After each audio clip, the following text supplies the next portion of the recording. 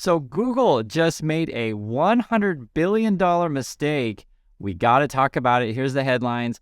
Alphabet stock loses $100 billion after new AI chatbot gives wrong answer in ad. Google AI chatbot Bard offers inaccurate information in company ad, and Google Bard advert shows new AI search tool making factual error. So basically, they had a demo question about what kind of discoveries did the James Webb Space Telescope give, and one of the answers saying that it was took the very first pictures of exoplanet ended up being untrue. As it turns out, there are people who saw the question and were well aware of sort of like the history of telescopes, and this is even confirmed by NASA. That they got it wrong in terms of like who discovered the first exoplanets, and even like say the scientists who were on the team who discovered the planets are like, the JWST the telescope didn't do it first. We did it first. I was on the team. My name is Bruce McIntosh, and I'm at the University of California. And so this has actually big implications because essentially what I'm going to show you guys in this video is the way the AI works and the way the Google Bard works, or even Bing's thing, is going to be different than the way search engines work today. And search engines are worth a lot of money. I want to give you another example of the importance of information. And this is something that I literally just saw yesterday for myself.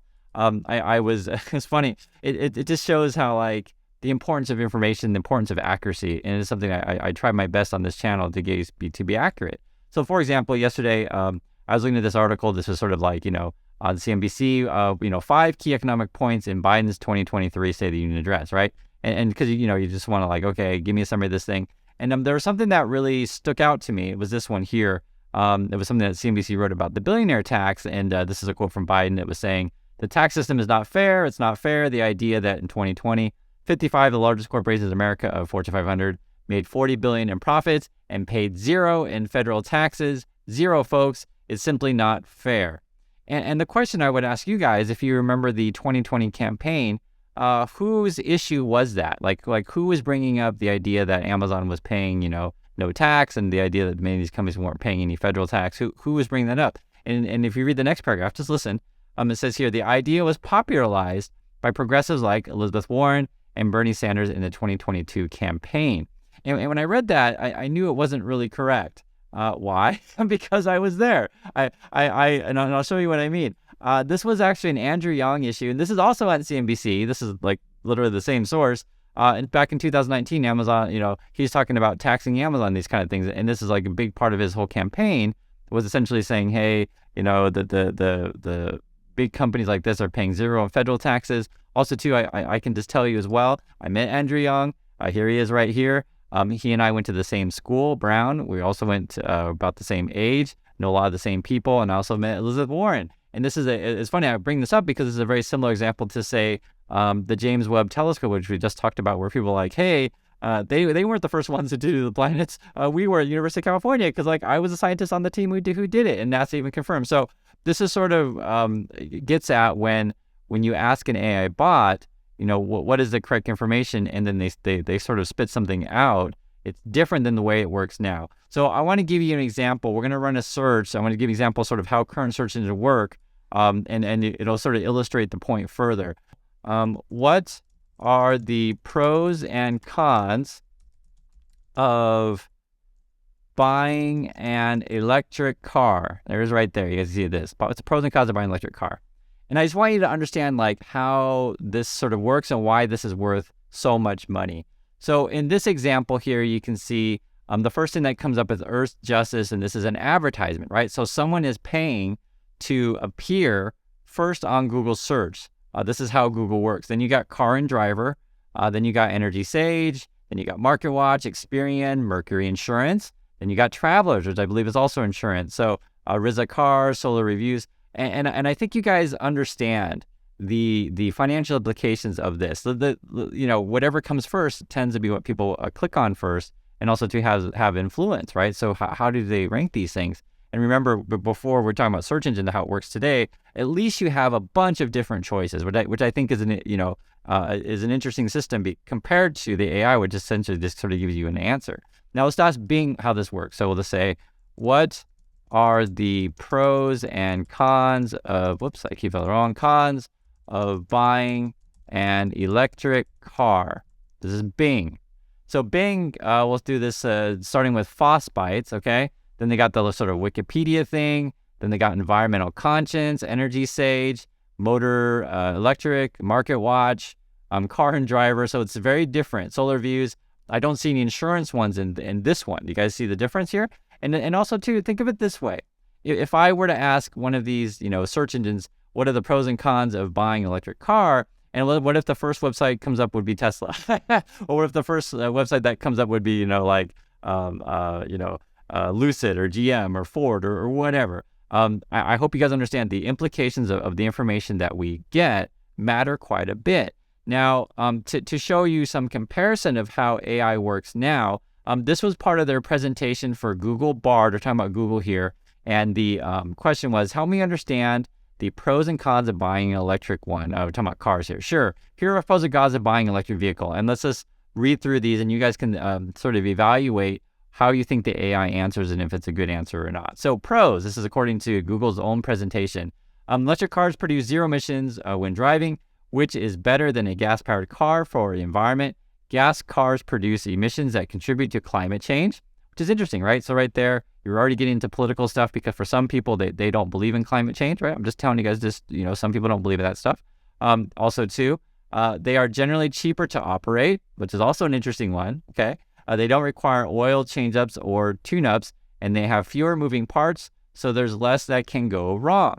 And again, I think this has financial implications, not just political implications, financial implications, right? Again, you're asking, hey, what are pros and cons? Because people may or may not dispute these answers. Pros, in some places, electric cars are eligible for tax credits. More pros, electric cars are becoming more popular. So there's a growing network of charging stations, like even that right there. Who benefits? Oh, growing network of charging stations. Oh, become more popular. Right? All of these statements have financial implications. The best way to put it. Cons. What are some cons of electric cars? Cons. Electric cars have a more limited driving range, depending on the size of the battery. Okay, I think that's pretty fair. Charging an electric car can take a while, especially if you're using a public charging station. Okay. Okay. It's funny. The cons for me were more reasonable, but I think all of these are, but this is part of the discussion. Also, okay, another one. Initial cost of electric cars is usually higher than initial cost of an equivalent gasoline car. Okay, and right now electric cars are not as readily available as gasoline cars. Okay, there are fewer models available, and they're not as widely available at dealerships. So I'm sure you guys can have all these opinions about electric cars, and I'd love to hear that. But overall, I want you to see sort of like where we are with Google and AI Bard, and sort of like why giving an inaccurate statement in their presentation is not a good look for Google, and essentially why the stock is tanking. Also, too, this was just coming out of the presentation. I guess they are still weeks away, and they're still well behind Bing. And this is really going to be very, very interesting because I'm even on board the AI hype train, to be perfectly frank. So I'm on board the AI hype train because I do think AI is the future. People have expressing comments, different views in this. I'll give you a couple examples, and it's something I was going to mention before. So I knew the AI thing was big back in around 2015 or something like that. I had a friend who worked at a like a customer service company, and essentially what they were doing, this is like years ago already because we're in 2023 now, is they were training the AI to essentially take over for customer service. Like, for example, you call up a store, or message a store in chat is a better way to say it. Or even like, for example, you dial up a help operator desk, and it's like press 1 for English, press 2 for Spanish, press 1 to press your account number, blah, blah, blah. You guys understand how these things work. And the basic idea is I knew back then that they were essentially programming the computers to replace people with sort of these sort of chatbot kind of decision tree models, etc. So for those kind of things, I knew that stuff was coming to replace said jobs, and also too, we see it in all facets of our life, replacing people. So I'm very much behind the AI thing. I just think it's gonna be a thing behind it in terms of like, I'm not saying like, oh my God, AI is better than people, but I'm behind it in terms of like, I just think it's coming, and I think it's inescapable. It's kind of like saying we use the example of cars. I think cars are going to replace horses the same way I think AI is going to replace people. So I feel like you're definitely going to want to get on the bus in terms of this kind of technology. However, the reason why I'm making this video right now for you and sharing these is that it looks and appears to be not quite ready. And also, too, we have real moral implications and in financial implications regarding search engines, AIs, and even right now, Google's under investigation. The government DOJ is looking into monopoly practices and these kind of things. So all this stuff I think is very, very important, especially even too if we talk about Twitter on this channel. And I get it, guys. That's more of a discussion of free speech. But all of these things are related because I think the overriding issue is that we are in the information age, and your ability to sort of determine what is truthful, not truthful, what is reliable, not reliable, is something I think is highly important. And I try my best to literally take this issue head on, because unfortunately there's just a lot of bad information out there. And also too, to help you guys reorient your mind to sort of be able to sift through all of these kind of things, because I think that's going forward is probably going to be one of the most important skills of the future is, determining and making decisions. And this is for anyone, taking factual information, determining what is factual first, and then using said information to make good decisions. So anyway, I'd love to hear all your thoughts on all of these things. Appreciate your time, and I'll catch you guys in the next video.